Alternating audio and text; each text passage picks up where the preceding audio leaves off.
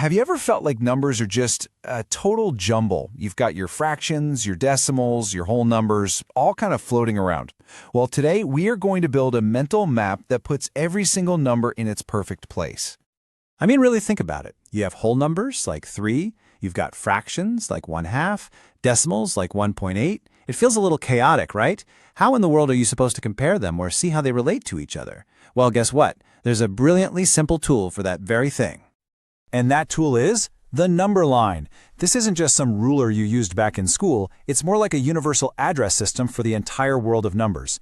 Every number you can possibly imagine has its own unique spot right here on this line. So let's dive in and get our bearings. Think of this first part as just learning the basic geography of our number map. Once you can read it, you can navigate absolutely anywhere. Okay, let's start with a quick warm-up. Take a look at the number line on your screen. You can see a bunch of points labeled with letters. Your first mission, should you choose to accept it, is to find the location of the number 1.5. Which point do you think it is?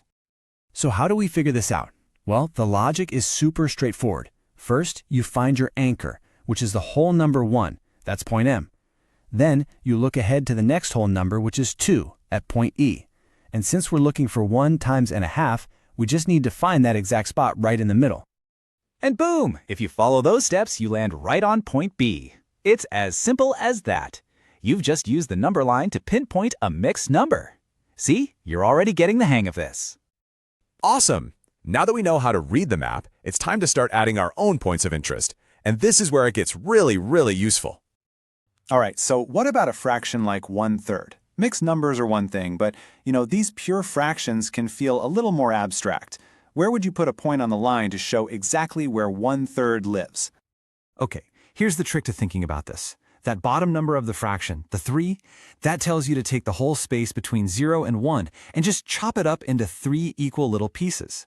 Then, that top number, the 1, tells you to go to the end of the very first one of those pieces. And doing that lands us right on point G, which is exactly 1/3 of the way from 0 to 1. Just like that, you've plotted a fraction.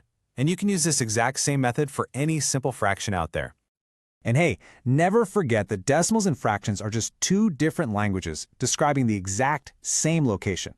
The decimal 0.5 is the very same address on the number line as the fraction 1/2. They're not just neighbors, they're the same person with two different nicknames. Okay, I've got a question for you that sounds easy, but trust me, there's a bit of a twist. If you look at the number line, how many numbers, and I mean any number, not just the whole ones, are there in that space between 3 and 6? Ready for this? The answer is infinitely many. Yeah, I know, that sounds totally wild, but it's honestly one of the most powerful concepts the number line can teach us. Here's the deal. The number line is totally continuous. It means that between any 2 points you pick, I don't care how close they are, you can always zoom in and find another number. You can have 3.1, then 3.11, then 3.111, and on and on and on forever. It just never stops. So, now that we've got that mind-bending idea down, we can use the number line for one of its most practical jobs, taking a messy group of numbers and putting them into perfect logical order. Let's tackle this one. We've got a mixed number, a decimal, and another mixed number. Just by looking at them, it's not super obvious which is bigger or smaller, but with our number line GPS, we have a strategy.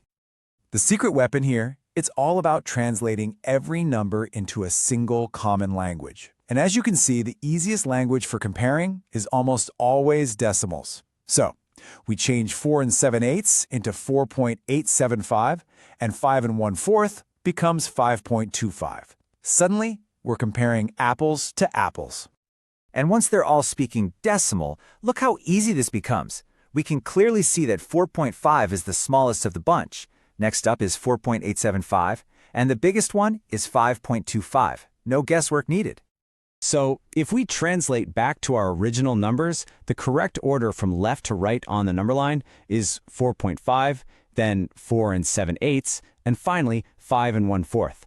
The number line makes that order crystal clear. You've been doing awesome. You can read the map, you can add your own landmarks, you can use it to navigate. So it's time for one final challenge to put all those new skills to the test.